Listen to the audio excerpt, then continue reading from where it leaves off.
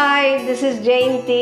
இதுவரைக்கும் உங்களுக்கு நாங்கள் தீபாவளி ஸ்பெஷல் ஸ்வீட் பாக்ஸ் ரெசிபிஸாக கொடுத்துட்ருக்கோம். அதை பார்க்காதவங்க இங்கே மேலே கிளிக் பண்ணி பாருங்கள், இல்லைன்னா நாங்கள் டிஸ்கிரிப்ஷனில் லிங்க் கொடுத்துருக்கோம்.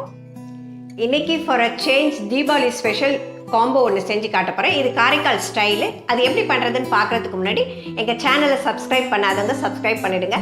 அதுக்கு பக்கத்தில் இருக்க அந்த பெல் ஐக்கனை கிளிக் பண்ணி வச்சுக்கோங்க. அப்போ தான் நாங்கள் அப்லோட் பண்ண உடனே உங்களுக்கு வீடியோஸ் வரும். இந்த வீடியோ பிடிச்சிருந்ததுன்னா லைக் பண்ண மறந்துடாதீங்க. இப்போ எப்படி பண்ணுறது பார்க்கலாமா?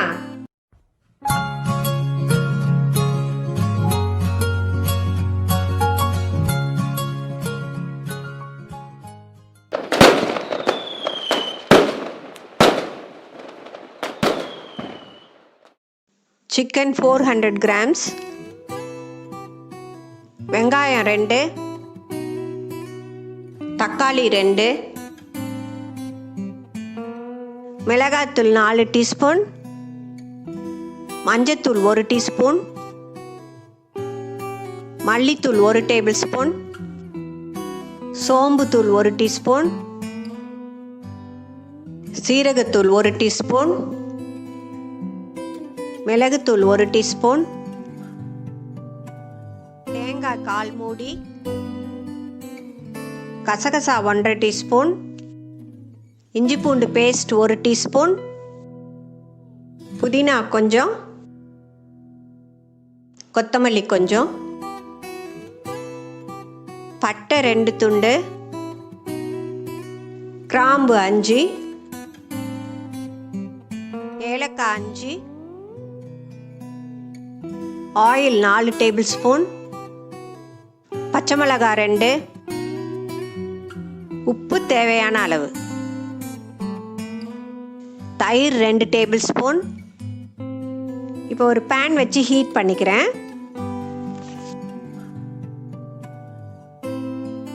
இதில் ஒரு 4 டேபிள் ஸ்பூன் அளவுக்கு எண்ணெய் ஊற்றிக்கலாம். இப்போ இதில் 2 துண்டு பட்டை, 5 ஏலக்காய், 5 கிராம்பு போட்டு இதை ஃப்ரை பண்ணிக்கலாம். இதில் 2 வெங்காயத்தை ஸ்லைஸ் பண்ணி வச்சுருக்கேன், அதையும் இதில் போட்டுக்கலாம். 2 பச்சை மிளகாவையும் இதில் போட்டுக்கலாம்.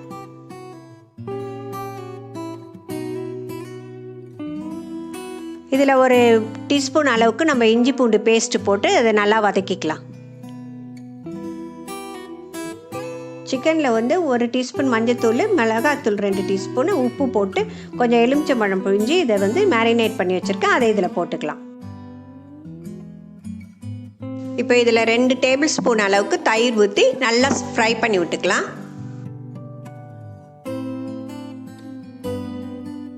சிக்கன் ஓரளவு ஃப்ரை ஆனதும் இதில் நான் 2 தக்காளி வெட்டி வச்சுருக்கேன், அதை இதில் போட்டு நான் நல்லா ஃப்ரை பண்ணிக்கிறேன்.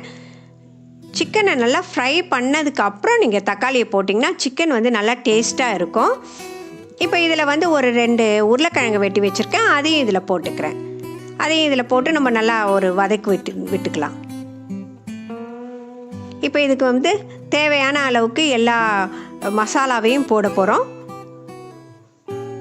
1 டீஸ்பூன் அளவுக்கு சோம்பு எடுத்து வச்சுருக்கேன், அதை இதில் போட்டுக்கிறேன். 1 டீஸ்பூன் அளவுக்கு மிளகுத்தூள், 1 டீஸ்பூன் சீரகத்தூள், 1 டேபிள் ஸ்பூன் அளவுக்கு கொத்தமல்லி தூள், ஒரு 2 டீஸ்பூன் அளவுக்கு மிளகாத்தூள், 1/2 டீஸ்பூன் மஞ்சத்தூள், இது எல்லாத்தையும் போட்டு நல்லா ஃப்ரை பண்ணிக்கலாம். இப்போது தேவையான அளவுக்கு உப்பு போட்டுக்கிறேன். போட்டு நல்லா நம்ம ஃப்ரை பண்ணி விட்டுக்குவோம்.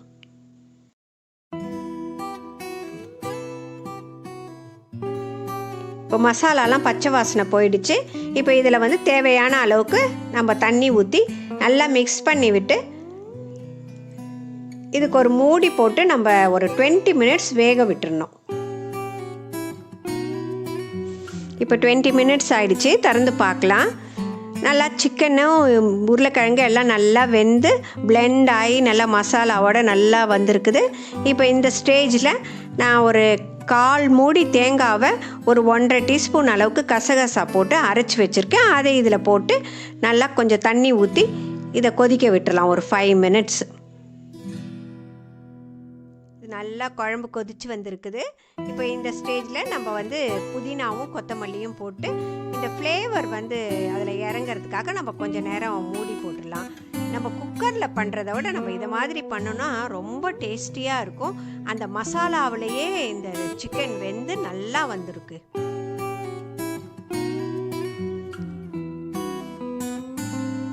மைதா 200 கிராம், சின்ன வெங்காயம் 10, சோம்பு 1 டீஸ்பூன், தேங்காய் 4 டேபிள் ஸ்பூன், சுகர் 1/2 டீஸ்பூன், மஞ்சத்தூள் 1/2 டீஸ்பூன், முட்டை 1, சால்ட் 1/2 டீஸ்பூன், நெய் தேவையான அளவு. இந்த டிஷ் பண்ணுறதுக்கு 1/4 மூடி தேங்காய், 1 டீஸ்பூன் சோம்பு, 10 சின்ன வெங்காயம் போட்டு அரைச்சி பால் எடுத்துக்கலாம்.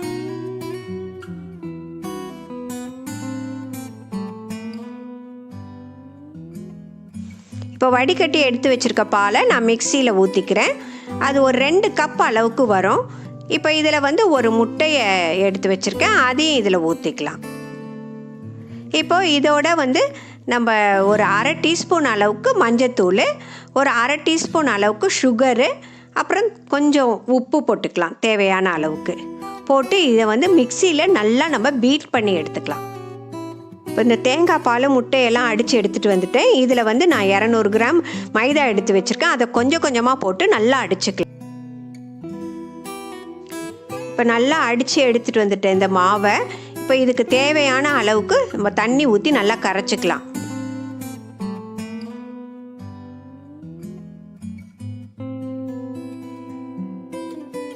மாவு இந்த மாதிரியான பதத்துக்கு கரைச்சிக்குங்க. ரொம்ப திக்காக இருக்கக்கூடாது, ரொம்ப தண்ணியாகவும் இருக்கக்கூடாது. இப்போ வந்து நான் இதை ஊற்றுறதுக்கு இந்த எண்ணெய் கேன் வச்சுருப்பீங்களா, அதில் ஊற்றிக்கலாம். அப்படி இல்லைன்னா உங்ககிட்ட நீங்கள் வந்து இந்த மாதிரி பாட்டிலில் ஒரு ஹோல் போட்டு ஊற்றிக்கலாம்.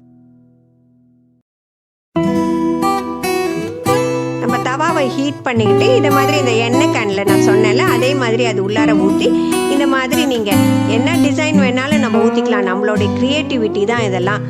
இது வந்து நீங்கள் நான்ஸ்டிக் தவாவாக இருந்தாக்கா நீங்கள் அப்படியே ஊற்றலாம். அப்படி இல்லைனாக்கா நீங்கள் கொஞ்சம் எண்ணெய் தடவிக்கிங்க. இப்போ இது லைட்டாக வெந்ததும் நீங்கள் வந்து மேலே அதே மாதிரியே கொஞ்சம் நெய் எடுத்து இதை மாதிரி ப்ரஷ் பண்ணி விட்டுக்குங்க.